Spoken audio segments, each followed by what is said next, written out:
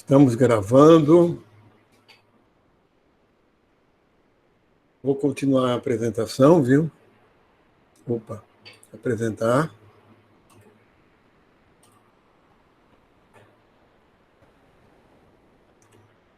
E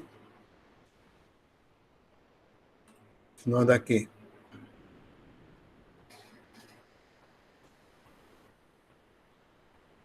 Olha, depois vai ficar mais claro qual é a proposta dessa autora. Eu descobri essa autora por conta de algumas buscas sobre a biosemiótica, porque ela faz pesquisa com fundamentos na biosemiótica. Ela faz referência a muitos autores da biosemiótica para formular teoria na área de estética.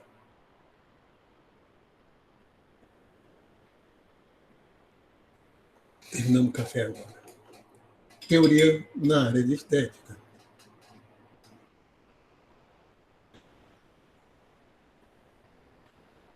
Então, entrei em contato com esse livro, primeiramente pelo Google, pelo Play, lá acessando o pagamento, etc, etc, até que eu consegui esse livro físico porque me deram. Me deram porque alguém viajou para o México, em outro que o indispensável excesso da estética, Kátia mandou aqui. Eu já tinha lido um livro que é muito mais sobre biologia do que sobre estética. Muito mais por conta dos exemplos que ela dá. Estou com medo de esbarrar nesse microfone para não perder o som. Do que está aqui. Um livro, olha,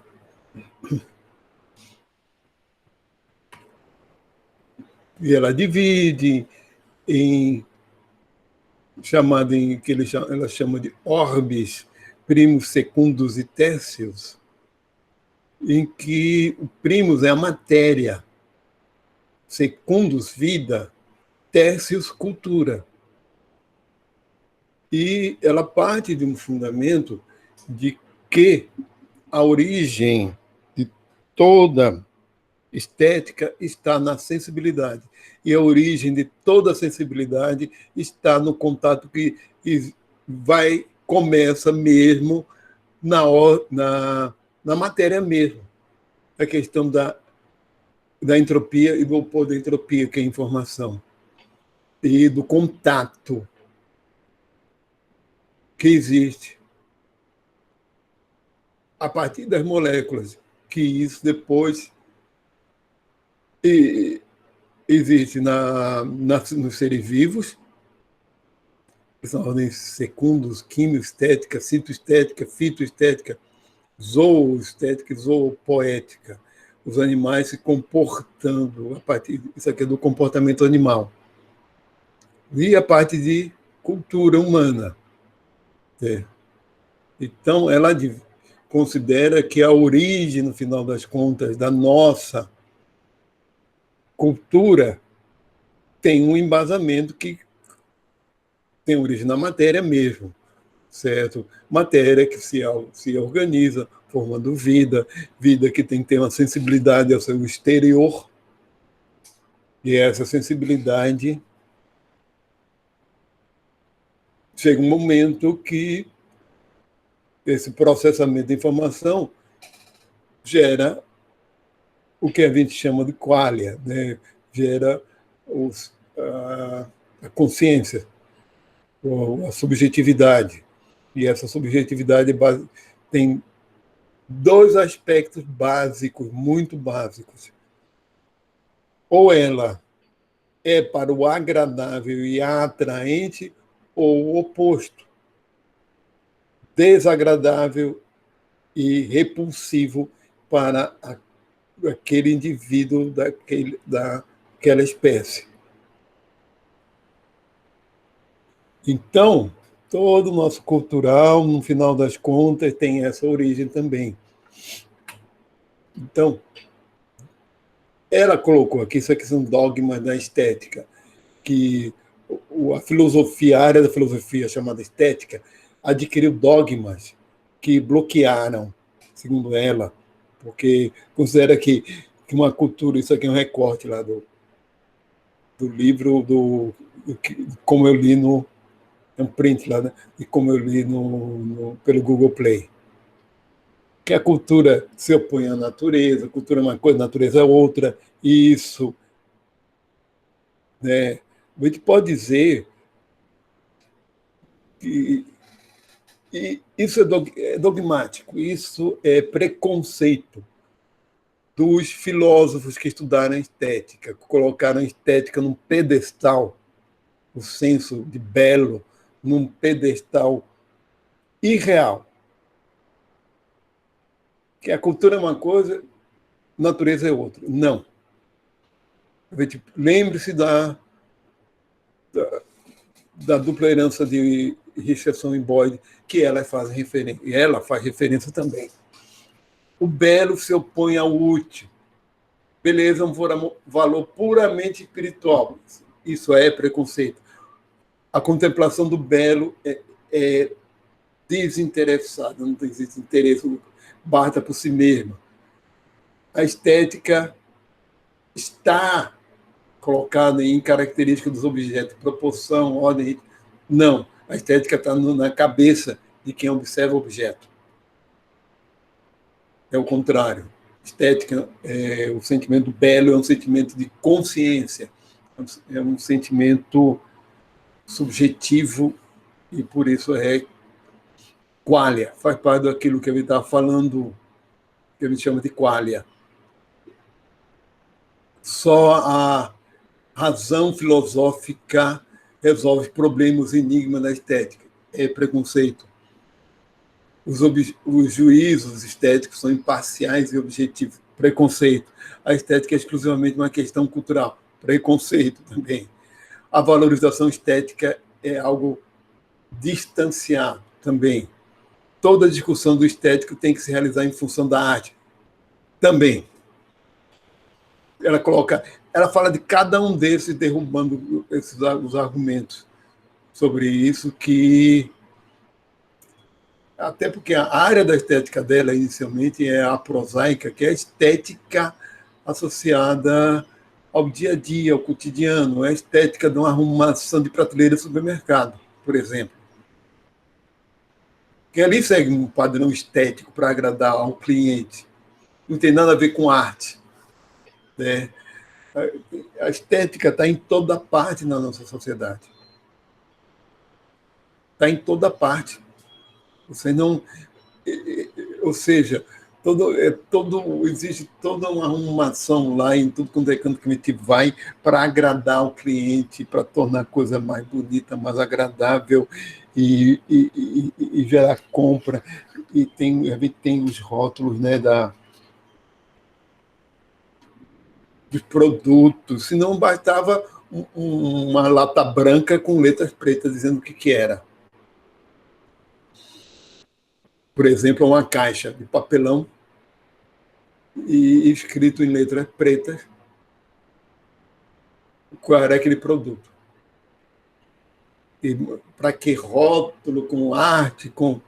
Né? Vocês imaginam que não, porque vende. Capa de livro arrumada, e etc. Então, os livros não deveriam ser a mesma capa, muda só o título, né? E o conteúdo lá. Não. Eu só vou ler isso aqui é uma citação do lado dela, mas vamos. Que a estética vem do grego astenastai, que significa perceber, sensibilidade, abertura em torno, ciência, sentidos, em qualquer nível. Todo ser vivo apresenta, mesmo os unicelulares. Aliás, todas as células apresentam. O senso estético é corporificado, está no corpo. Apresentam a sensibilidade, não é consciência. Que a origem está na sensibilidade. Certo? Isso aqui, não vamos detalhar aqui a parte teórica dela, que tem umas coisas que eu não vou entrar em detalhes na parte teórica dela, senão realmente é assunto para uma aula só. Mas isso seria meio enfadonho nesse momento. Porque ela não fala daqueles níveis primos, secundos e terços, aqui é matéria, vida, cultura. A configuração. Uma rede, ou seja, aqui em latim, rede extensa, ou seja,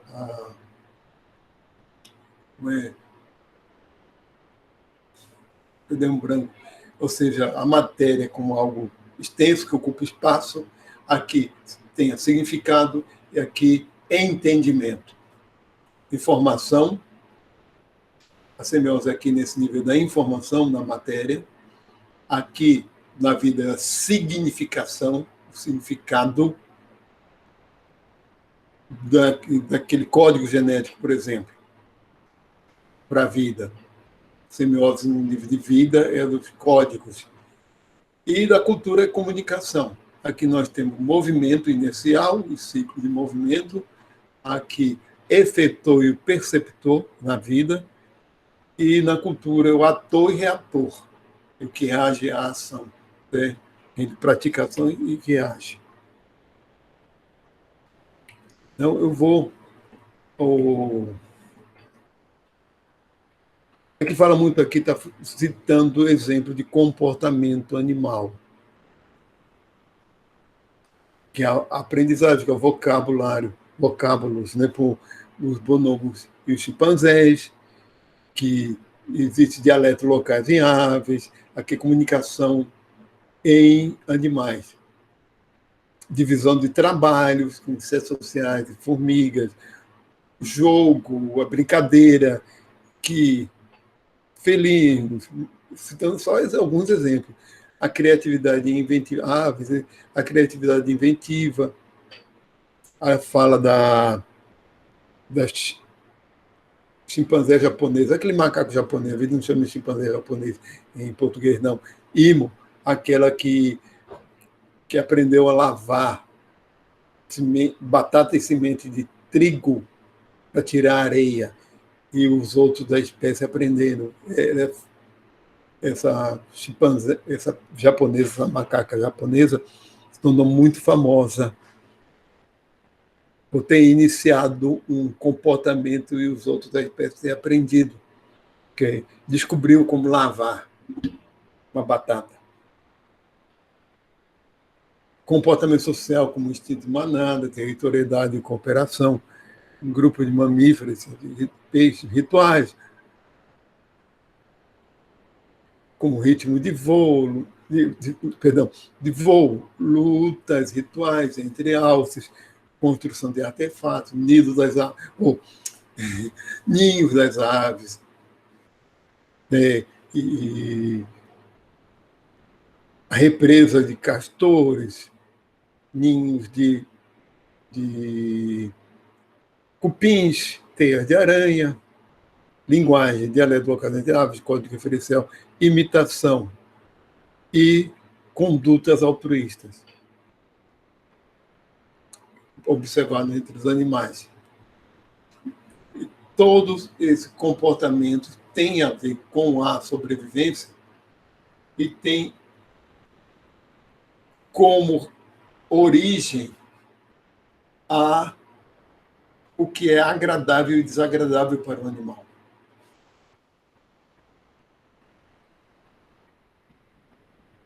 Vamos lá. Eu estou destacando algumas críticas ao conceito de meme de Dawkins, de Richard Dawkins, ao conceito de culture gene de Edward Osborne Wilson, que é a unidade cultural genética que Dawkins chama de meme e Edward Wilson de culture gene. Unidade mínima de cultura, colocar todas elas, dos anos de 1960 a 70, pelas unidades mínimas de sentido na semiótica, chamada de visema, semema e mitema.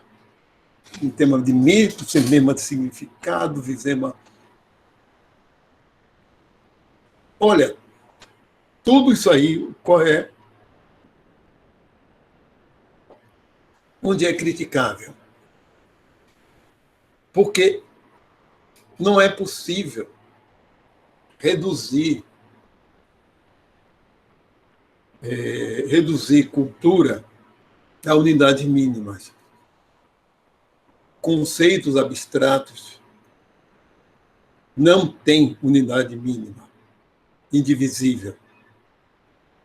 Não tem como, não tem nem necessidade disso, não tem como determinar unidade mínima. Átomo tem lá, perdão, uma partícula subatômica tem um elétron, dois elétrons, três elétrons, mas não divide o elétron.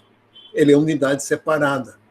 Informação, em termos de computador, temos unidade mínima, que é o pulso ou não pulso, zero, ou seja, o 1 e o 0. No computador. São os bits. Temos unidades que, em código, formam os bytes, como é o código ASCII, que tem 8 bits, que é o código mais simples que tem. Tem 8 bits. Cada unidade são formada por 8 zeros e uns. Depende, pode ser 8 0, pode ser 8 1 e pode ser uma combinação, 0 e 1.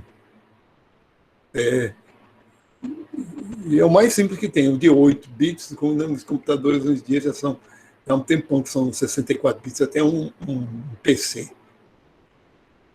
Então, essa ideia de que é possível ter unidades mínimas, digamos assim, acaba não levando a lugar nenhum, mesmo. Não explica a plasticidade e a complexidade que é uma cultura, mas não explica.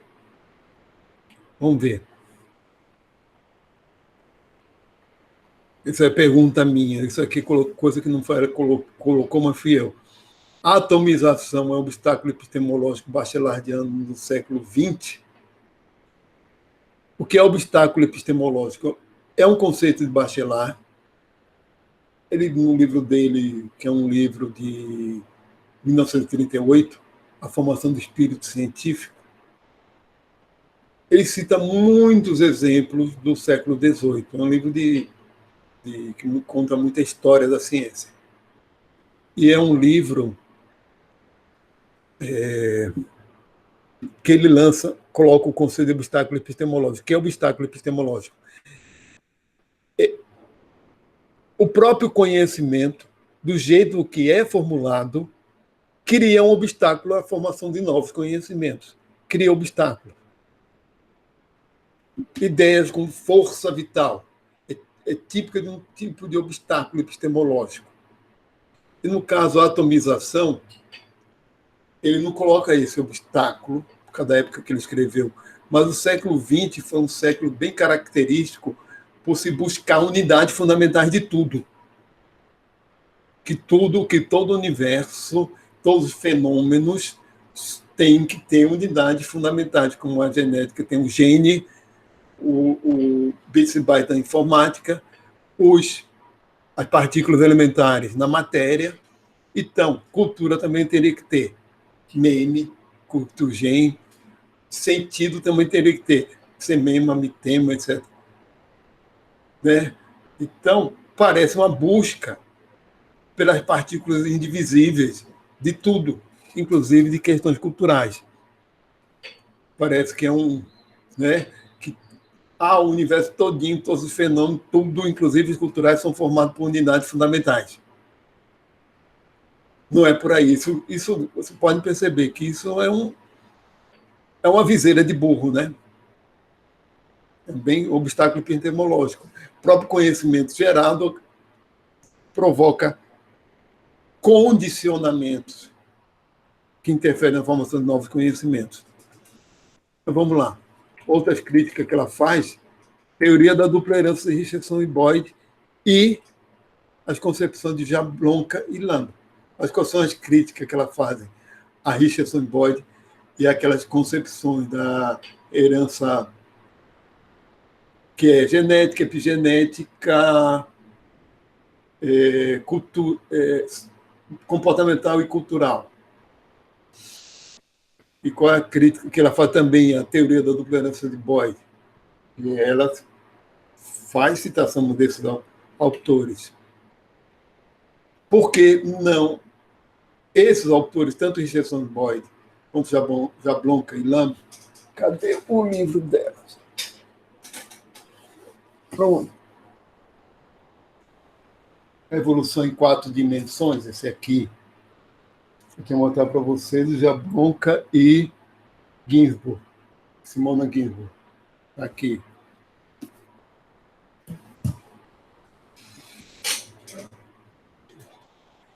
Todos esses autores falam da importância da cultura humana, falam que a cultura humana surge como algo integrado à evolução, mas não existe uma integração com o conceito de informação, com a semiose, que falta a elas, a essas teorias, uma semiose.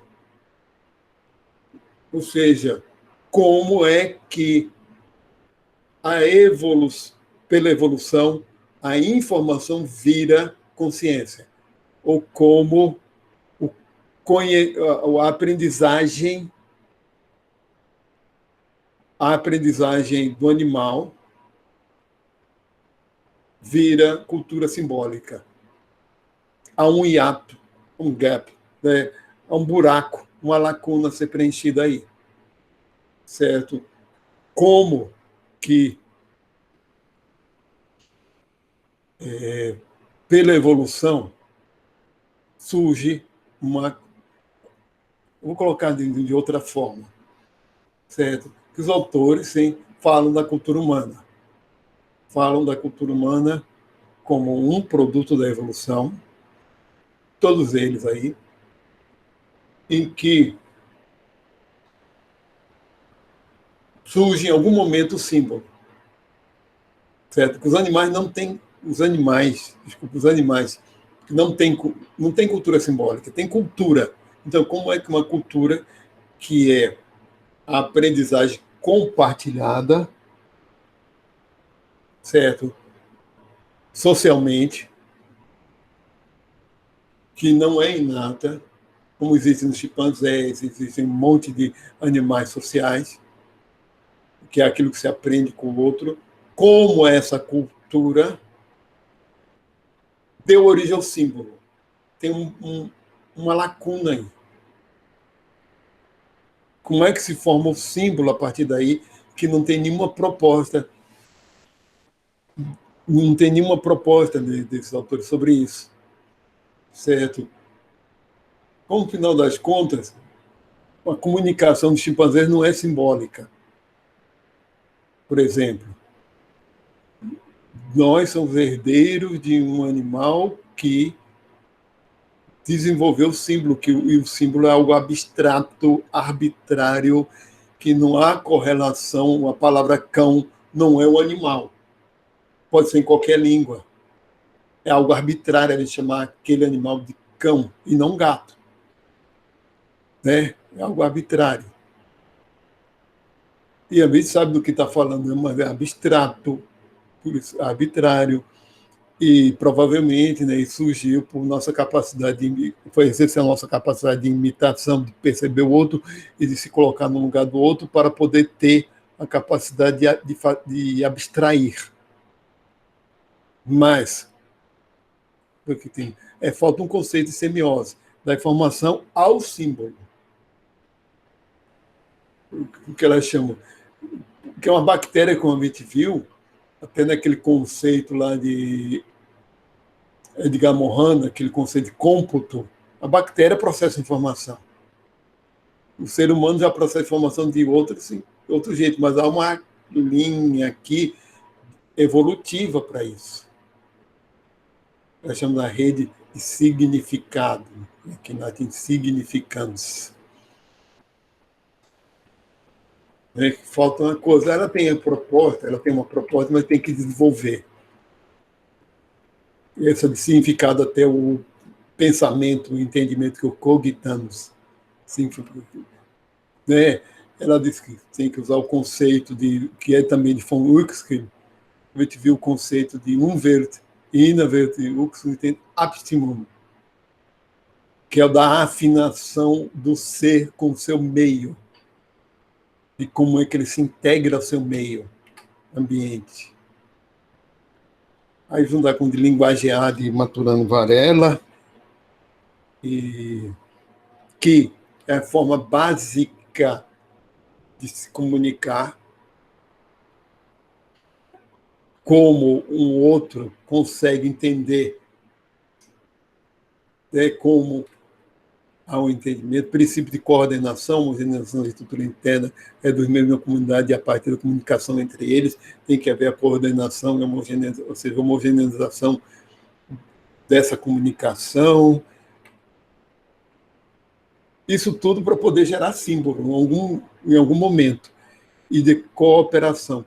Então, são coisas ainda a serem desenvolvidas em termos de teoria ou mesmo de experimentais, certo? Isso é coisa que ainda tem, no caso dela, era uma proposta de trabalhos futuros, homogêneos também do sistema de comunicação, né? Senão não há entendimento.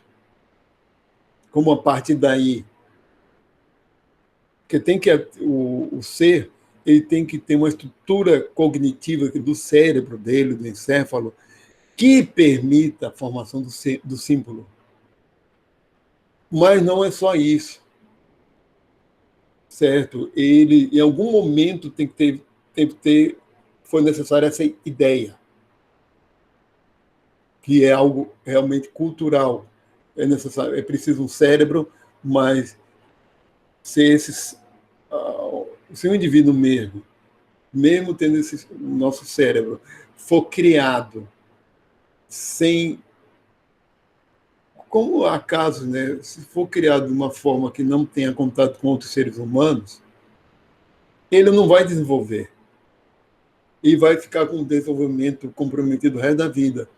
A capacidade de entendimento do abstrato fica para o resto da vida.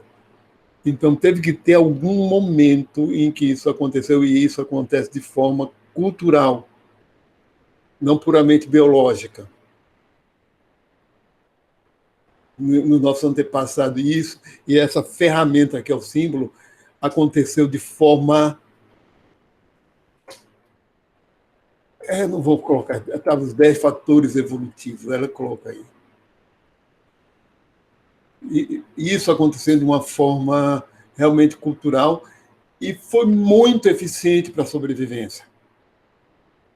Digamos assim, isso é uma ferramenta de comunicação extremamente eficiente. Nós estamos aqui por causa da cultura simbólica, por causa da nossa capacidade de se comunicar e de acumular ao longo de gerações e gerações e em contato com nós. Tudo que usamos é proveniente de culturas muito antigas. Nós usamos coisas como pão, ou bebidas fermentadas, papel, aí o Oriente Médio, papel da China, e assim vai. Muita coisa foi desenvolvida em culturas e contato e troca de culturas entre si.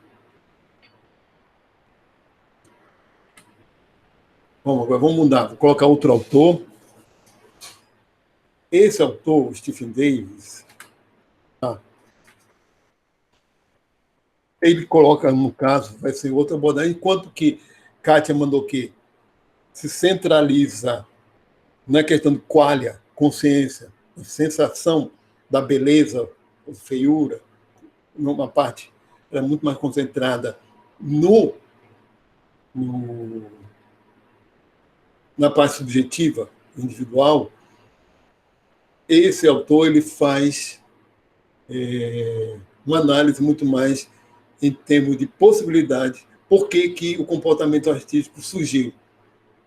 O comportamento.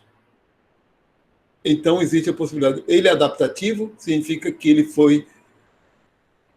Ou ele pode ser adaptativo mesmo, e seja útil para a sobrevivência,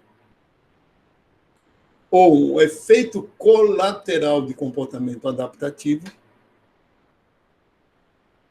vestígios em função do comportamento adaptativo, a arte hoje em dia, o comportamento artístico, toda a cultura humana, agora é mais focado na arte mesmo, toda cultura humana tem arte. Para que serve a arte?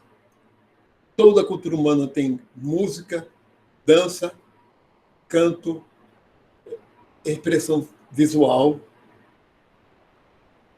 que não tem função aparentemente nenhuma para sobreviver. Tem muita coisa que não tem função nenhuma em termos de sobrevivência. Certo? Para que isso? Uma coisa é técnica com função de sobrevivência, outra coisa é sem isso. Né?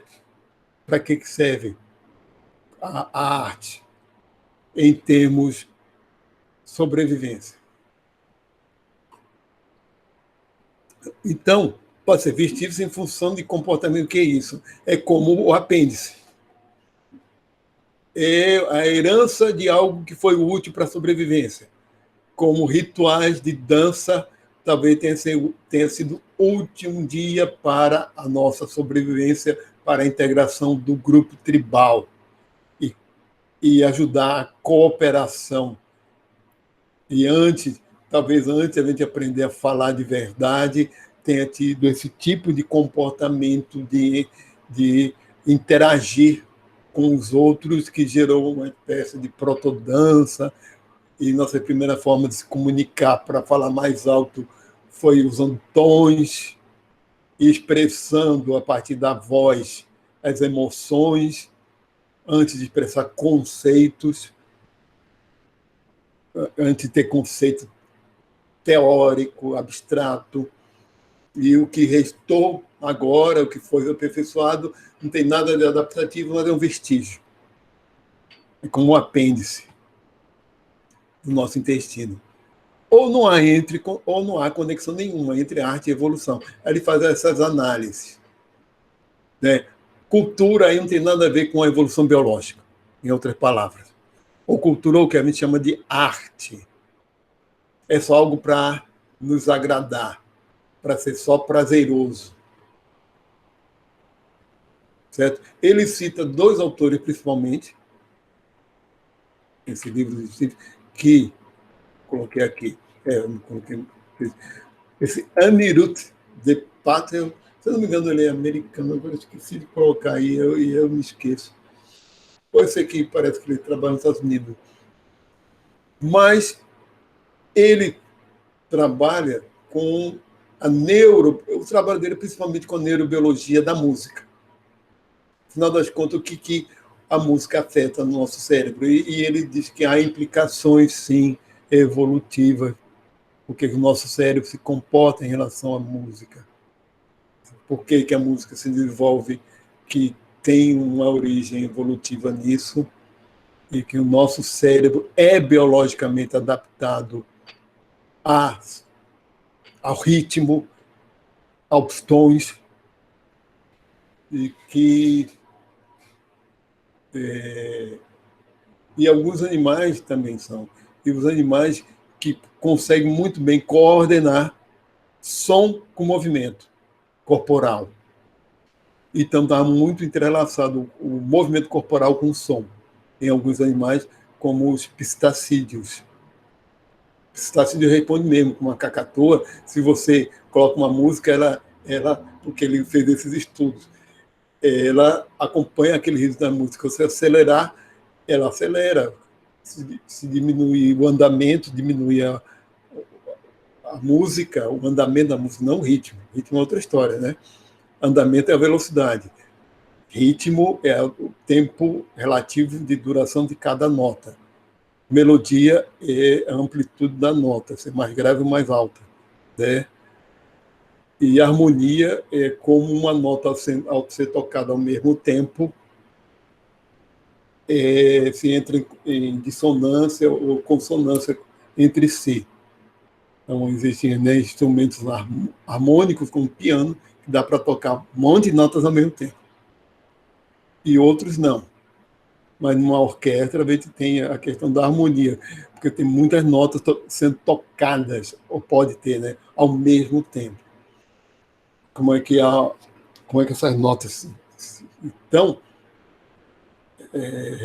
nosso cérebro e de alguns outros animais também estão muito bem ajustados a isso e tem significado, sim, biológico, mas só que a ênfase que ele dá, e essa outra autora, é muito mais questão da ferramenta, de arte como ferramenta. Aqui a Ellen de Sanaik, como arte, como uma ferramenta social, inclusive música, certo? Uma ferramenta útil à sobrevivência, uma ferramenta útil à nossa integração social. Então, eles falam muito, por exemplo, do uso do fogo, que deu origem à arte de processar os alimentos. E isso, como eu já falei para vocês, é um exemplo da importância dessa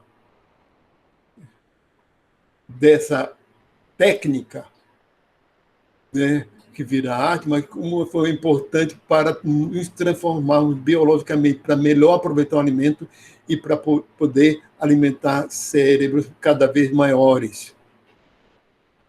Certo? E com base nas nossas origens, né?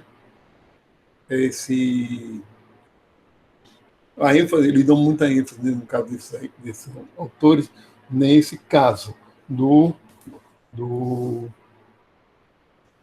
uso instrumental da arte para a nossa sobrevivência, como coesão social, cooperação social e como transformação da natureza a nosso favor, com a arte culinária. Então, eles não separam aí o caso de arte e técnica. E que a consequência disso foi o que a gente chama de arte, como algo dissociado da pura sobrevivência. Outro autor, no caso é um ornitólogo americano, que eu já tinha lido artigos sobre ele, dele e sobre ele, e aí vi que tinha esse livro, esse ano foi... Ainda estou lendo esse livro. Aqui hoje estou apresentando um bocado de livro aqui. Esse aqui é a Evolução da Beleza. Esse livro aqui. Como a teoria esquecida de Darwin da escolha de parceiros moldou o mundo animal e nós.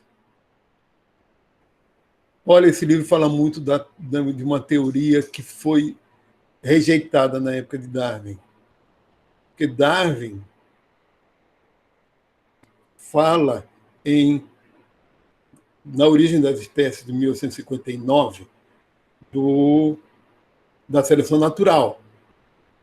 Em 1871, com a Descendência do Homem, etc., aquele livro de 1871, que é a Origem do Homem, com o título mesmo em português, ele fala da seleção sexual para poder explicar uma coisa que o deixava pasmo, que ele disse que se sentia doente quando via a cauda de um pavão.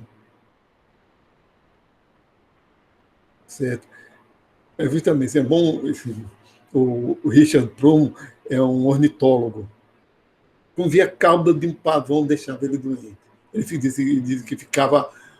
Porque a cauda do pavão contradizia a seleção natural.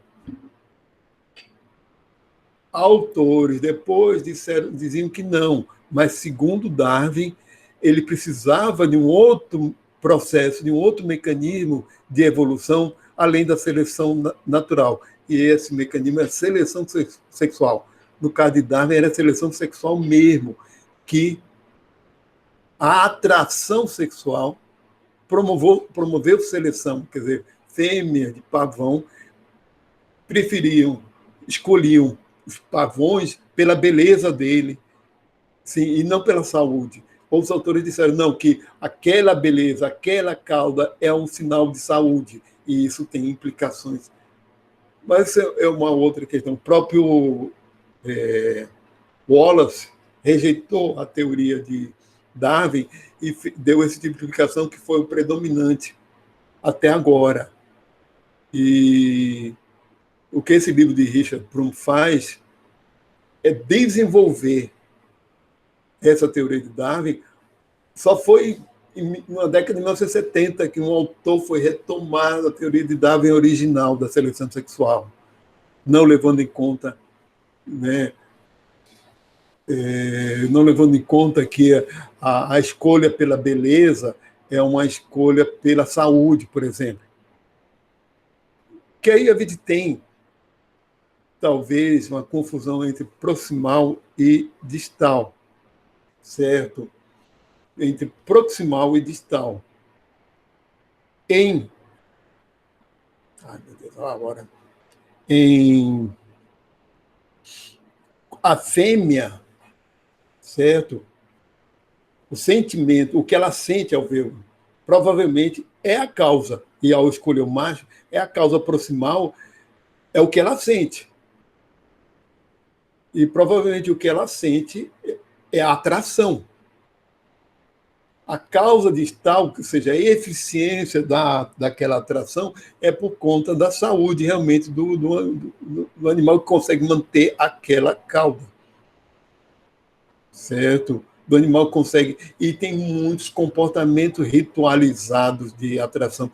Tem duas formas de atração sexual, certo? Em geral, no caso dos vertebrados,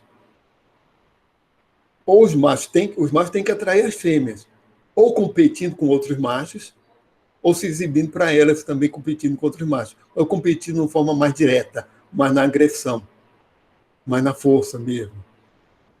Ou existem outros comportamentos ritualizados também, né, de brigas rituais, né? Como nos alces. O tilonorrinco, um exemplo que a Kátia mandou aqui, da tilonorrinco, esse passarinho que constrói, o macho constrói um ninho com o máximo capricho e enfeita de coisas azuis, especialmente de coisas azuis. Esse ninho está até no começo ainda, às vezes fica muito maior, para atrair as fêmeas. Uma outra coisa é que só uma minoria dos machos consegue realmente se acasalar na natureza. A maioria morre celibatário, morre jovem, ou não consegue se acasalar, não consegue a competição. E existe uma competição muito acirrada entre eles, né? Realmente, não é todo macho que acaba se reproduzindo. E as fêmeas têm um potencial de reprodução bem menor, né, do que os machos.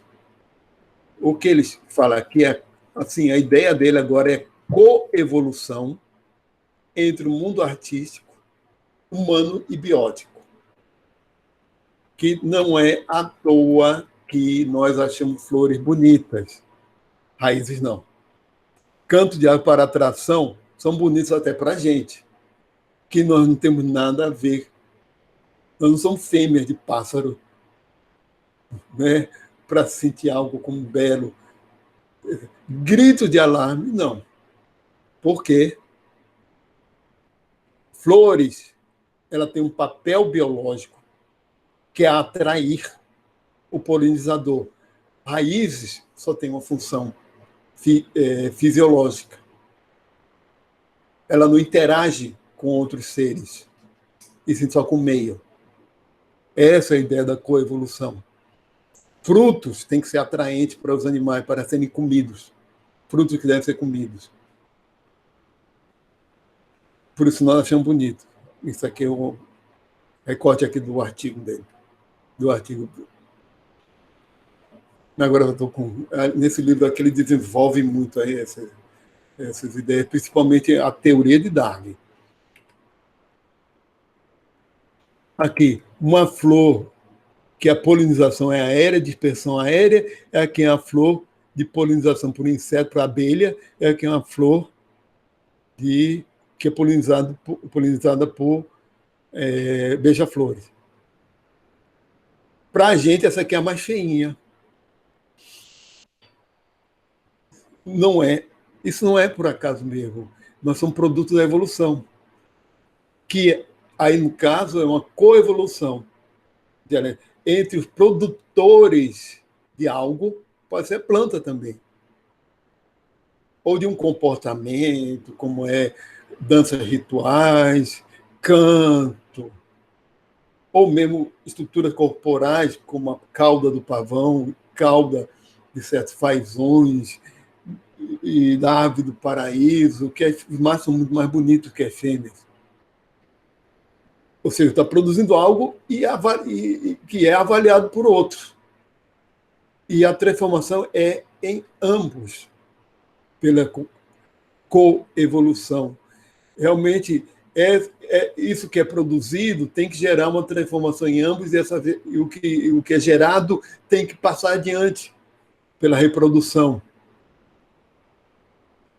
para poder se estabelecer. Se for algo que se produz mais leve a uma morte precoce, que não consiga fazer reproduzir, deixar os genes adiante, não adianta, é algo que não vai. Né? Aqui ele colocou que a estética, o senso, como propriedades emergentes, irredutíveis. Do quê? Propaganda, ou seja, da exibição, comunicação, sim, e o outro, o avaliador, é a avaliação. E tem que haver o quê? Escolha. E isso tudo gera uma retroalimentação evolutiva.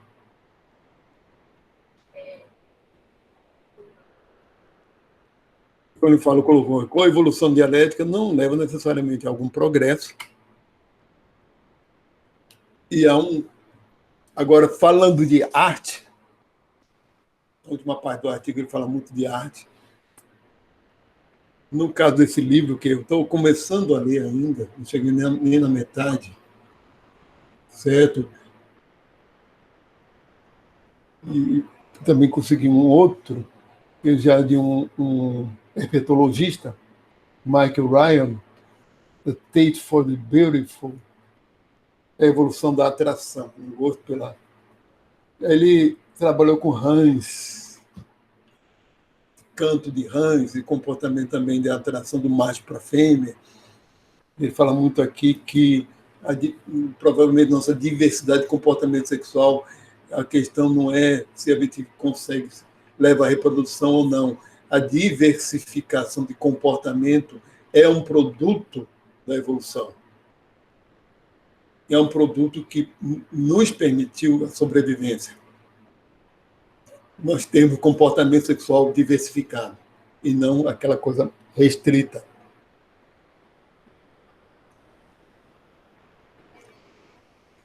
A arte e estética estão atreladas a contexto histórico, sem dúvida nenhuma, com parte para a arte. Tem um contexto histórico, cultural, certo? No final das contas, o que é arte? Existe arte antiestética? A resposta para ele é não. Não existe arte antiestética, porque o avaliador também se transforma. E há uma transformação do senso estético para o que ele está aceitando como arte. Citar, colocar dois exemplos que são do lado de Kátia Manduki. Porque, no caso de Kátia Manduki, ela fala que alguns exemplos de arte não são estéticos. Não são só provocações, não tem nada a ver com a sensação de beleza, são exemplos para a gente fazer pensar, para chocar, mas ela fala do trabalho de um pianista, compositor americano, que é John Cage, 4 minutos e 33 segundos, é o título. Aí eu fui ver no YouTube, tem o vídeo dele, que é um pianista, é um compositor, mas ele compôs uma música conceitual. Ele vai lá, senta diante do piano, senta na banqueta, diante do piano, abre, levanta a tampa e fica olhando para o teclado por 4 minutos e 33 segundos. Fecha a tampa, se levanta e vai embora. Não toca uma nota sequer. Aí vocês podem perguntar, isso é música? É conceitual. Ele é músico, ele é pianista, ou era, agora nem me lembro se ele ainda é vivo. Isso é dos anos 60, se não me engano. Isso não é novo, é dos anos 50. Música atonal é música, ou é só barulho, por exemplo? Outro exemplo é música atonal. Música que não tem. Quando se fala assim, tal música em Ré maior, Dó menor, é a tonalidade básica da composição. Quando é atonal, não tem. Mas a música atonal foi muito usada como não trilha sonora, mas como fundo musical para cenas de filme, como de suspense. É aquela música que não segue uma tonalidade. De repente, a nota vai tudo. Há dissonâncias, dá uma certa dor de ouvido, no ouvido. Então, o que é isso?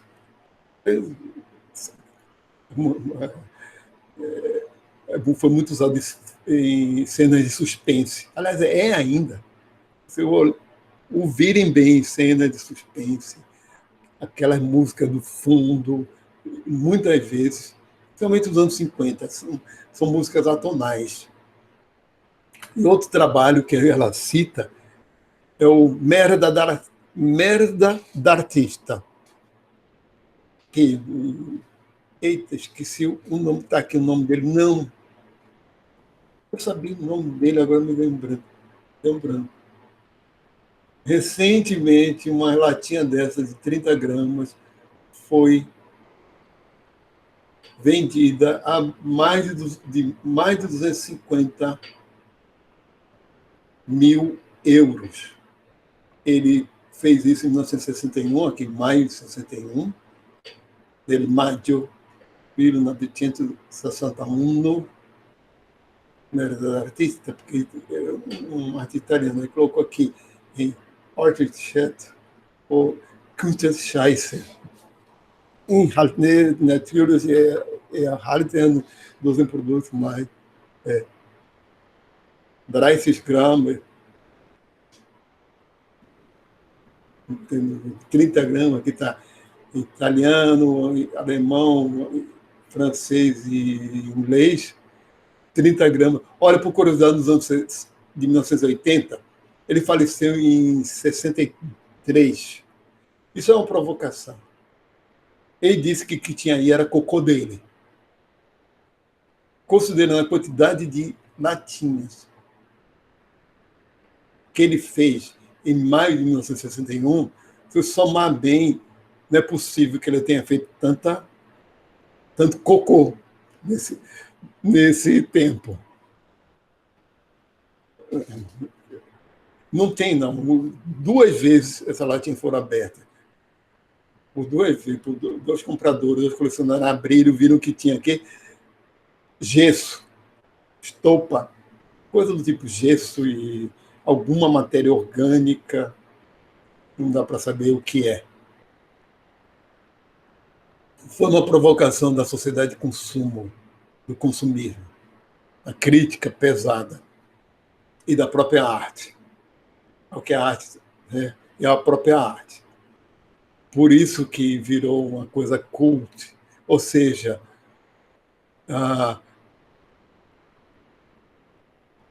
o avaliador acaba se transformando pela própria arte, né? Tanto é que uma latinha dessa vale mais de 250 mil euros num leilão. Porque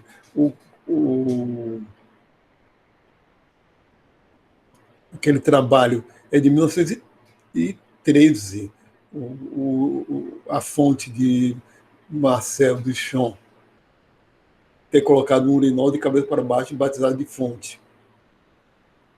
E foi uma provocação também. A questão é sempre o que é arte, o que é arte. Então, como eu falo, a interação dialética existe em termos de contextos culturais. Tá bom, continuando, ainda tem mais uma para terminar, certo? Tem mais uma coisa aqui que eu gostaria de apresentar para terminar, que vai ser uma grande crítica agora. Vamos agora colocar uma grande crítica à própria cultura simbólica. Aquilo que eu falei para vocês foi. Agora eu vou entrar mais em detalhes. Eu mostrei isso no primeiro dia de aula. Então, certas coisas eu não vou repetir. Certo? Como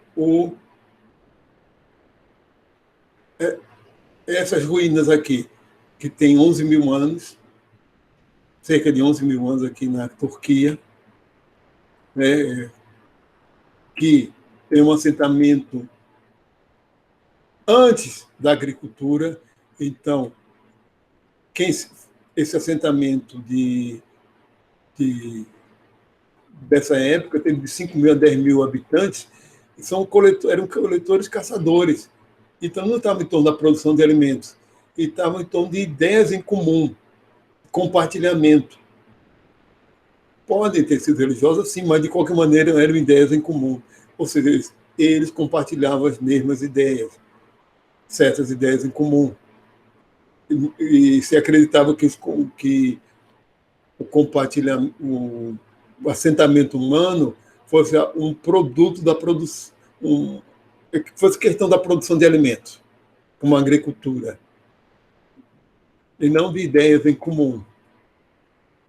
Tanto a teoria da dupla herança como de Yuval Harari consideram que a cooperação humana consegue se dar por larga escala por conta da cultura simbólica, de pessoas compartilharem a mesma ideia.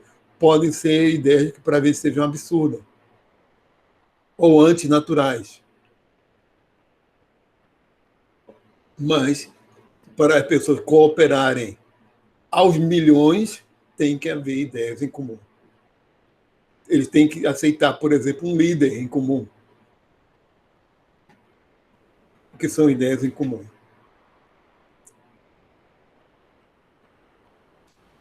Recapitulando que cultura simbólica e papel social. Conhecimento é ficção, mapa não é território, certo? Símbolo é uma ficção. E o Yuval Harari fala que ele está no caminho de uma distopia, que seria o dataísmo. Nós vivemos num mundo meramente simbólico e estamos desconectados do concreto.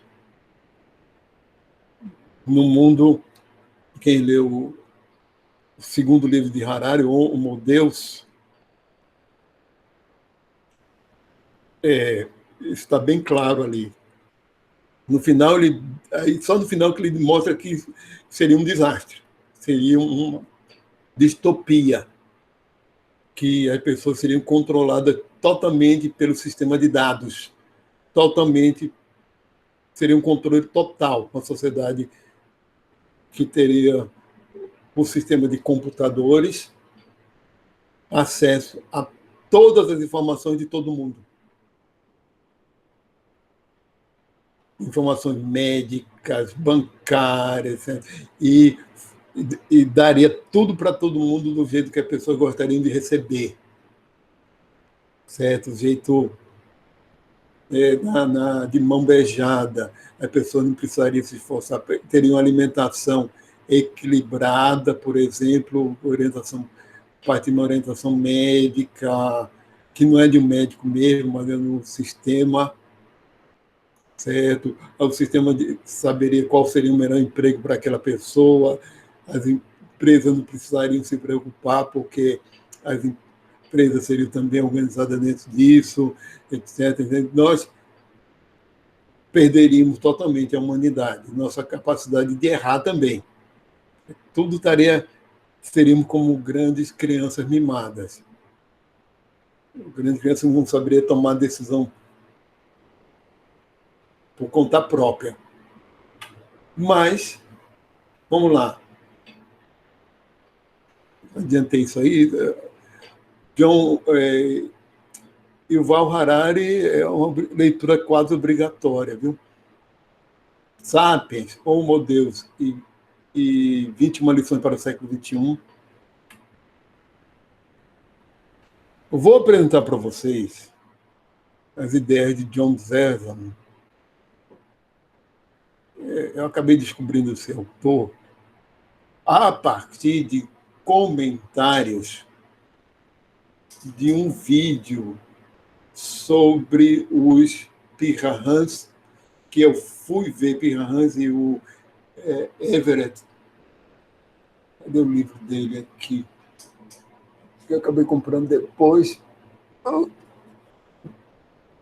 Daniel, né? Everett, Linguagem. A história da maior invenção da humanidade.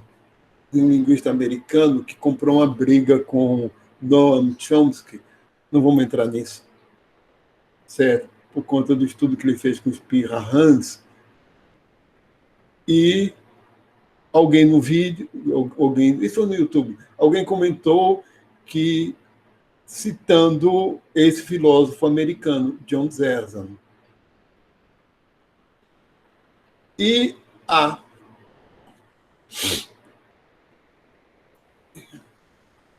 proposta dele é de um anarco, tem gente que chama de anarco-primitivismo, outro de anarco-ecologismo, certo? Mas ele é um grande crítico ao próprio pensamento simbólico como um todo. Nós estamos aqui graças à cultura simbólica, ao pensamento simbólico. E o que há de errado com o pensamento simbólico? Segundo ele, vamos colocar, vou botar aqui uma citação dele. Em um tipo fundamental de falsificação, os símbolos, primeiramente, mediaram a realidade e, em seguida, substituíram-na. Atualmente, vivemos dentro dos símbolos em um grau muito maior do que vivemos em nosso eu corporal ou diretamente um com os outros. E no dataísmo vai pior ainda. Vai pior ainda. Mas, segundo John Zerzan, essa distopia sempre teve. Nós já vivemos uma distopia há séculos. Nosso mundo é distópico. É antinatural. Ele fala de falsificações, símbolos, primeiramente, mediaram a realidade e, em seguida, substituíram-na. Nós encaramos símbolos como algo real no nosso pensamento simbólico. E não só como um mediador, um instrumento de lidar com a realidade. É como se nós achássemos que um mapa fosse a cidade, que um mapa fosse o território, e não só uma ferramenta de se lidar com a realidade. Com nós, na nossa cabeça, nós temos crenças, etc., que nos desconectam da realidade. Certo? O problema é que nós temos a tendência a pensar assim mesmo.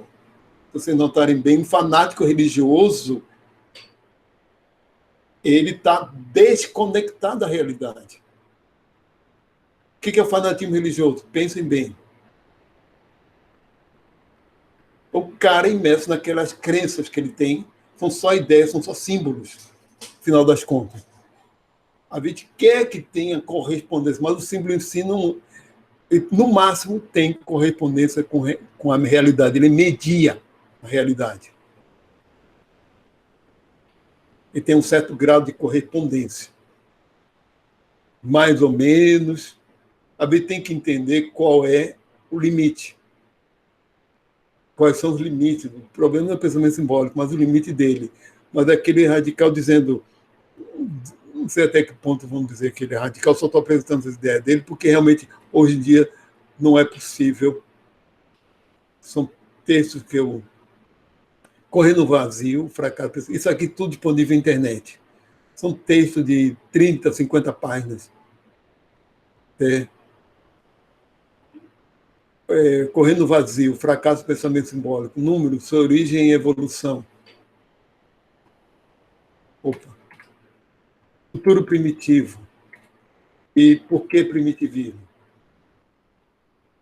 Certo? São textos que estão disponíveis na internet. De qualquer maneira, já em português traduzidos.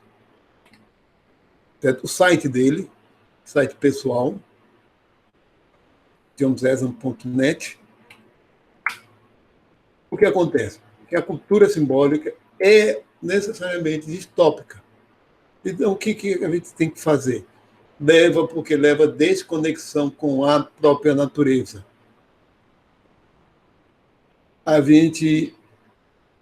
Nós somos desconectados da natureza. Certo? Vou citar alguns exemplos. Olha, ele coloca a citação de alguns pensadores, coloquei aqui alguns exemplos, cada brevidade no nosso tempo agora não posso. Mas o pós-modernismo é o que se tem quando o processo de modernização está completo e a natureza se foi para sempre. Nossa, né, origem, por que chegamos a esse ponto? Começa lá de um tipo de pensamento como de Francis Bacon, que é um tipo de pensamento que totalmente desconectado com a própria natureza, que se quer o controle da natureza, saber poder. O objetivo não é entender a natureza, mas é controlar mesmo, certo? Que essa matematização da representação da natureza, um Galileu, mecanicismo, Covid Descartes, até os dias atuais ele faz isso sobre a matemática. Contribuiu para se desconectar, sair, se afastar da natureza, certo? Enquanto a isso ele é um grande crítico, o John Zezan. Mas a gente só está aqui por conta disso. Mas o que a gente pode fazer agora? Eu sempre faço essa pergunta. A matemática não é apenas uma ferramenta, mas um objetivo do conhecimento científico. Ser perfeitamente exato, perfeitamente autoconsistente e perfeitamente geral. Isolamento mais completo entre o conceito e os sentidos. Ou seja, o conhecimento matemático significa que a pessoa que está lidando com aquele conhecimento lida de uma forma que é como se aquele conhecimento não fizesse parte dele. Não estivesse, fica tão desconectado, não só com a natureza, mas com a natureza do próprio sujeito. Que aquilo é como se fosse um mundo do tipo de Platão, aquele mundo das ideias. E aí fala do conceito de reificação, né, que o símbolo está separado do pensando, é um caráter concreto na nossa mente. A gente pensa, certo? Ele está na nossa mente, mas a gente encara como se não estivesse. O símbolo parece que é algo concreto, mas não é. A gente tem que sempre encarar justamente isso. Símbolo não é concreto. O símbolo, ele passou de ser uma representação arbitrária e abstrata da realidade, palavra cão, gato, não é um animal, mas ele acaba de ser, passa de uma simples representação e substitui a realidade.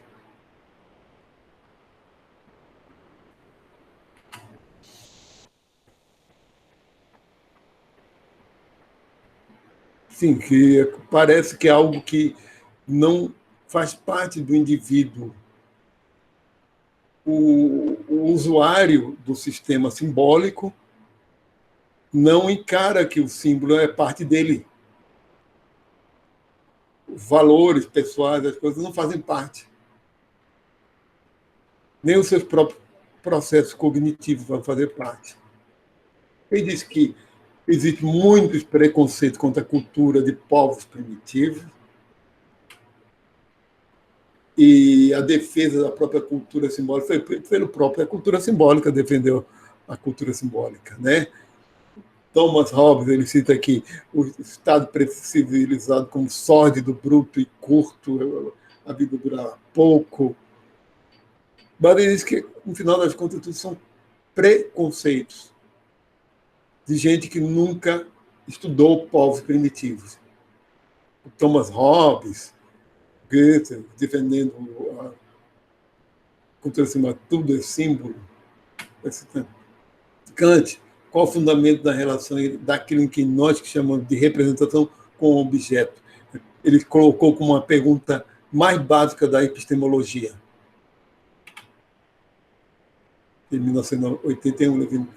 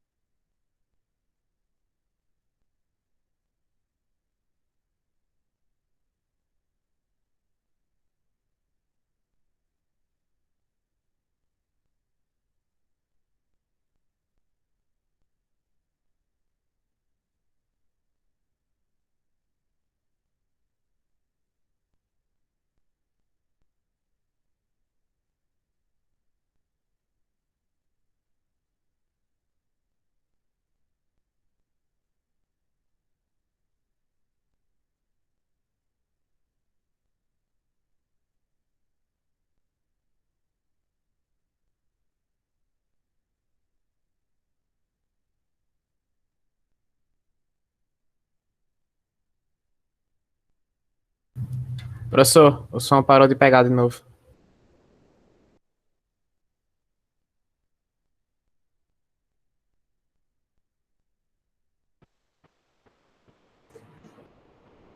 O som está pegando agora, né? Ainda bem que é só clicar Tá aqui. pegando sim. Vamos, a hora.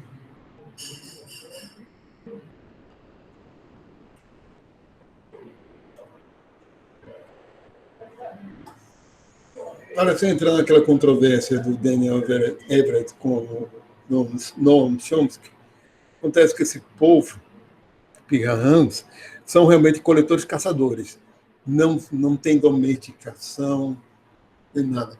Tem uma língua que, segundo Daniel Everett, não tem a recursividade, mas, deixando de lado isso, questões linguísticas,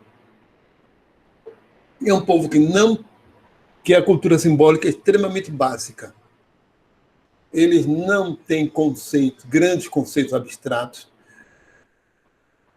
Língua é só um instrumento, uma ferramenta de comunicação. É um povo que não tem tempo verbal para o passado, nem para o futuro. A língua só tem 3 vogais, agora é uma língua tonal. E eles se comunicam também por assovios, por sons do tipo esse tipo de vocalização. E uma característica é que esse Daniel Everett ele era um missionário protestante. Foi lá para os anos 70, foi,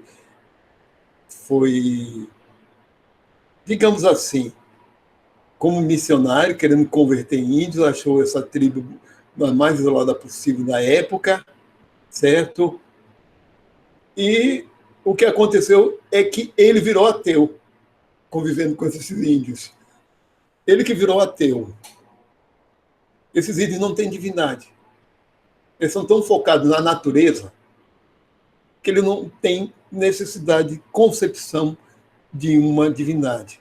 Tem muitas tribos, tem muitas que são mais desenvolvidas, que têm, mas eles vivem num estado tão natural, tão focado no presente, não tem nem tempo verbal para o futuro, que ele, ao conviver com eles, ele viu que eles têm uma tranquilidade de vida tão grande. Ou seja, é um povo que é feliz, não tem palavras. Tem um certo grau de felicidade. É lógico que a vida não é perfeita, uma vida natural não é perfeita. Uma vida natural. Mas a defesa de John Zezan é essa. É a questão da natureza. E não de tanto qualidade de vida, mas a vida está integrada com a natureza. Porque a cultura simbólica nos desconecta da natureza a um ponto que destrói a natureza, nos leva a destruir a natureza. Certo? Então, outro exemplo que são infelizes. Aí não vou falar. Realmente, cultura simbólica não dá felicidade. Não é questão. Então, a gente não vai conseguir ser feliz a partir da satisfação de uma cultura simbólica, nem de objetos, nem coisa nenhuma. Felicidade é outra coisa. Só pode ser possível a partir do contato da gente com o que a gente sente. E isso não é símbolo. Se eu sinto medo, eu tenho que ter contato com esse medo e não com a palavra medo e a ideia de medo. Certo? Eu tenho que experienciar. Tem que ter a experiência pessoal e superar essa experiência pessoal. Certo? Eu não posso estar pensando no passado nem pensando no futuro. Eu tenho que estar imerso no presente. E isso é budismo. Isso também é budismo. Certo? Estar imerso no presente e aceitar o presente, seja qual for. Aceitar sem resistência significa que é inevitável que a gente sinta dor, é inevitável que a gente sinta prazer. Mas a gente não precisa fugir da dor e nem correr atrás do prazer. Eles vêm. Naturalmente vêm. Ele tem que estar preparado que eu falo, por exemplo, algumas coisas ficam evidentes para mim. Por exemplo, quando eu estou sem fazer, sem ir para a academia, sem coisa nenhuma. Um exemplo bem simples. Estou sem ir para coisa nenhuma, primeiro por causa da minha perna.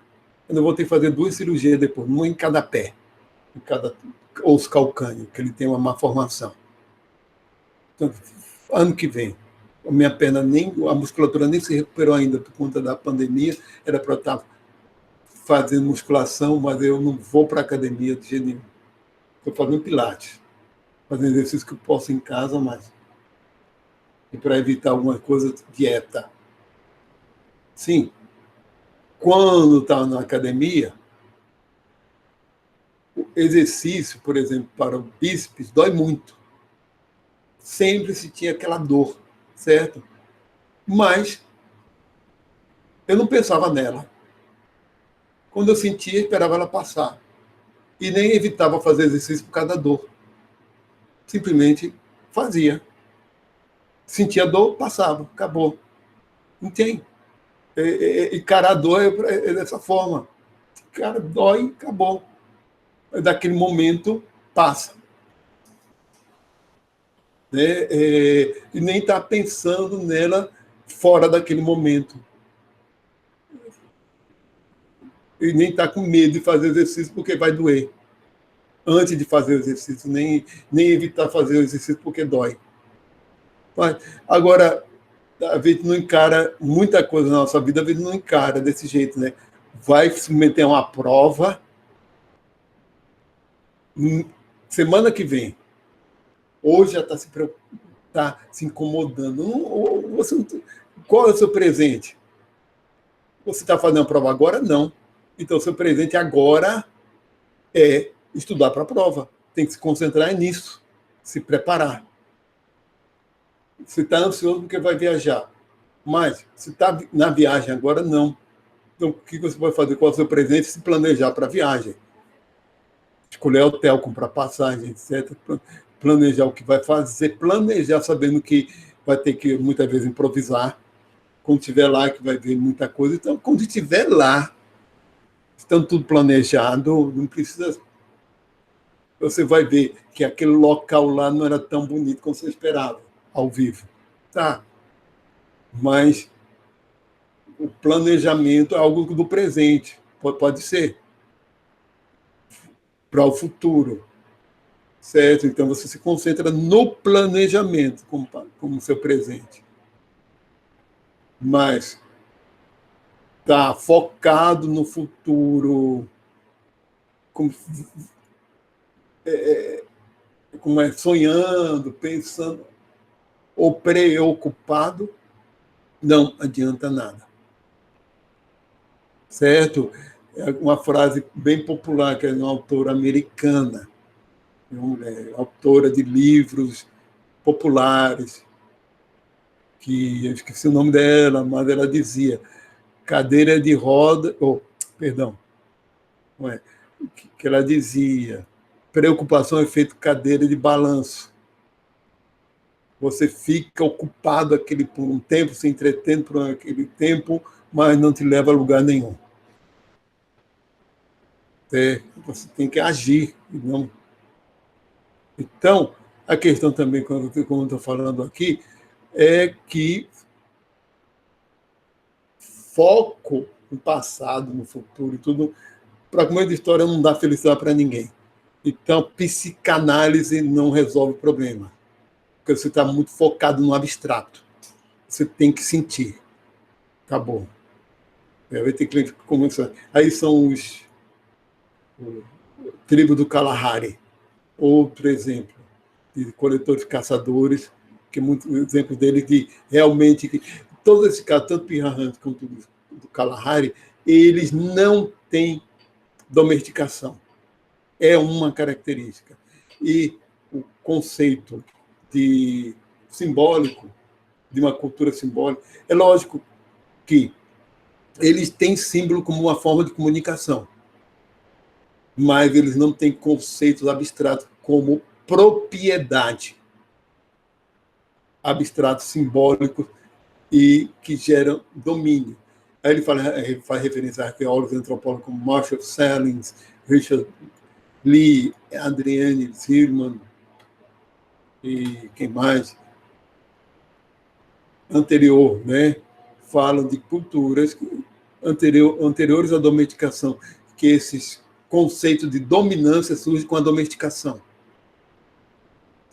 tanto de plantas quanto de animais. Esse controle da natureza. Não é questão da ciência atual. Não, vai desde o processo de domesticação. Então, em comunidade de coletores e caçadores, realmente, não é que eles têm um paraíso em terra, que a vida é mais super agradável, mas é o estado de vida mais natural possível. Não há trabalho, certo? Não há divisão de trabalho. A divisão lá é por questões de contexto mesmo. A pessoa realmente se não é capaz de fazer uma coisa, ela não faz. Não é que se a pessoa realmente é divisão de trabalho, é algo mais da possibilidade de cada um. Não há trabalho cuja recompensa está fora do próprio trabalho como salário. A recompensa do trabalho é o resultado do próprio trabalho, né? Que é a caça, a coleta de alimentos, é o fazer uma ferramenta. Não há propriedade privada, há maior igualdade de gênero. Também, que essa divisão do trabalho é de acordo com a possibilidade. A mulher dá à luz, ela tem que cuidar do filho também, mas o pai também cuida, né? Também há integração entre eles. Isso que é observado pelos antropólogos. Né? A maior integração grupal, as coisas se resolvem por consenso e não hierarquia por poder. Não há violência organizada, não significa que não haja violência. Realmente, a explosão de raiva, briga, existe. Certo? Isso existe. Há maior nível de satisfação pessoal, sim. de se sentirem bem, eles se sentem... No Kalahari, que é um deserto, o trabalho, em média, são 4 horas por dia. Tem dia que não trabalham, em média. Um dia de caçada pode durar muitas horas, mas, em compensação, rende um antílope que serve de alimento da parte de carne por muito tempo. Há um foco no presente. Vamos. Lembro, quando eu estou trabalhando... vou mudar aqui o autor, que foi meio repentino, mas eu não falei sobre budismo. Foco no presente. Eu me lembrei dos trabalhos do Krishnamurti, que eu costumava ler na minha época de estudante. Era muito comum livros dele, que não são livros de religião nem autoajuda. Realmente, a gente não pode classificar dessa forma, de religião. É lógico que a ideia em si é muito budista dele, certo? Mas ele deu muita palestra até o ano que morreu, em 1986, e era baseado nesse tipo de ideia, de que... agoniado agora por cada hora. Certo? Que falava do apego, a tradições, que isso tudo é questão da autoridade introjetada em nós. Você é apegado à sua esposa, ao marido e filhos, à sua tradição e valores, os conceitos, ideias, assim por diante. A sua reação a esse apego, ao desapego. Ele diz que nós criamos, dizia que nós criamos condicionamentos simbólicos formados pela nossa memória, e isso tudo é motivo de infelicidade. Certo? Tudo porque você nunca entra em contato consigo mesmo, nem com os outros. Você entra em contato com essas ideias e com as ideias que você tem, que se tem dos outros, inclusive os preconceitos contra os outros. Ah, negro é assim, assim, assado. E quando vem negros, está lá, aprendeu essas ideias, esses filtros. Você não está em contato com aquela pessoa, e sim com as ideias que você tem dos negros, dos africanos, ou dos europeus, dos americanos, né? E, por sua vez, cada um americano é identificado com a nação dele, com as ideias dele que tem em comum, etc., pela criação de vida, se ele é ou se é um islâmico, teve aquela criação, ou seja, ele só é islâmico porque nasceu de pais islâmicos. Condicionamento, né? É o poder do símbolo e da autoridade do símbolo. E a gente só vai ter jeito se a gente se libertar disso. Que também é uma ideia de Nietzsche. Só a gente se libertar dessas coisas que pode superar. Você está além da pessoa, urbanamente. Né? Se você perde contato com a natureza, você perde contato com a humanidade. Se não há nenhuma relação com a natureza, então você está numa espécie de assassino. Olha, a ideia dele é do autoconhecimento, que ele pregava, que ele recomendava para 3 tipos de conduta: libertação do passado, isso tudo falando da libertação do passado, a redução da dependência, do apego às coisas do passado, das ideias. Não se apegar às ideias, são só ideias mesmo, são só conceitos. E o contato íntimo constante com a natureza para ajudar. Em relação ao desprendimento passado, dizia: o tempo é o inimigo psicológico do homem. E ele sempre dizia outra coisa: não há professor, não há aluno, não há líder, não há guru, não há mestre, não há salvador. Você mesmo é o professor, o aluno, o mestre, o guru, o líder, você é tudo. Não interessa você se colocar na dependência de outro resolver seus problemas psicológicos. Você é que tem que resolver, entrar em contato com si mesmo. Não é outra pessoa que diz que vai resolver o seu problema de certo medo, de certas fobias. Por exemplo, se o problema for fobia. Você que tem que entrar em contato com essa fobia e superá-la. Outra pessoa pode até ajudar, um terapeuta, mas é você que resolve. A forma mais elevada, eu vou agora citando, fazendo essas citações, a forma mais elevada de inteligência humana é a capacidade de observar sem julgar. Quando julgamos ou condenamos, não podemos ver com clareza, pois só olhamos nossas próprias projeções. Cada um de nós tem uma imagem do que pensamos ser ou deveríamos ser. E essa imagem, esse retrato, nos impede inteiramente de vermos a nós mesmos como realmente somos. Você vê a ideia que a gente tem de nós mesmos e dos outros, né? Ou seja, a gente observa julgando. Nós não conseguimos não julgar, não avaliar. Nós não conseguimos entrar em contato mesmo sem essa coisa chamada símbolo. Tudo isso tem a ver com estar o tempo todo pensando simbolicamente. Esses povos mais chamados primitivos, ou mais naturais, é um povo que seria, digamos, em contato com a natureza, eles são mais perceptivos do que simbólicos. Eles atuam dentro da natureza de forma mais de percepção, de uma forma mais de avaliar, de sentir os seus próprios sentidos, do que está vendo, ouvindo, cheirando naquele momento. Cheirando terra molhada, sentindo onde é que pode ter água. Ele não está... a gente, quando sai para a rua, a gente fica muito mais focado nos símbolos das placas, na nossa orientação. Nós estamos imersos o tempo todo no pensamento simbólico. Alguns livros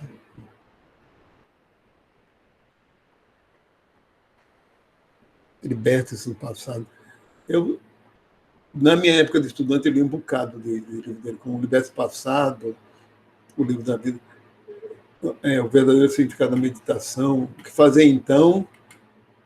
Não é possível jogar fora a cultura simbólica. Não é possível viver como coletores e caçadores. Tem quase 8 bilhões de pessoas que não vão viver como coletores e caçadores. Uma vez não vai viver, não vai conseguir sobreviver. Jogar fora a cultura simbólica, a ciência, não dá para jogar fora. O que nós temos é que integrar essa cultura com a natureza, ou não mais agredir a natureza. Levar em conta isso. Né?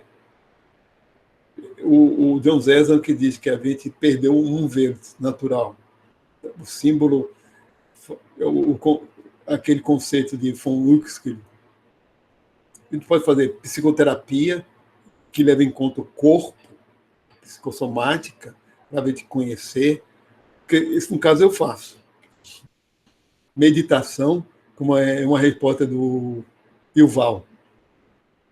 Meditação pura e simplesmente. A meditação é só percepção, você fica focando na percepção e não no símbolo, não no pensamento. O esporte radical é uma boa forma de a gente integrar o sentido com a cabeça e tudo, e o corpo, naquele momento. Dá um equilíbrio danado aos hormônios. O contato com a natureza, tudo isso aí, no final, acho que no final de contas a gente tem que fazer. Reconhecer o limite do símbolo. O símbolo não traz felicidade, isso não tem nada a ver com felicidade, é só uma ferramenta. E o que é a consciência humana sem símbolo? Né? É possível ou não? A partir só da percepção, isso talvez seja o estado do nirvana do budismo. Que é ter aquela consciência livre da memória, do passado e do futuro, e totalmente imersa na percepção e no presente. E estar consciente disso.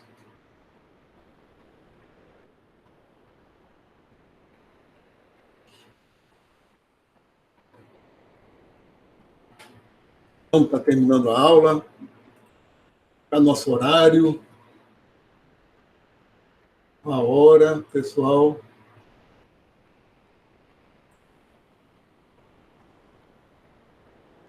Atenção de novo. Mas está resolvido o problema de som, né? Não voltou mais. Eu tenho que... Agora, durante o recesso, eu vou fazer uma boa revisão nesse computador. Eu acho que está com algum problema de nos USB dele. Mesma coisa no meu notebook. Vocês estão dispensados, tá? Fica da hora.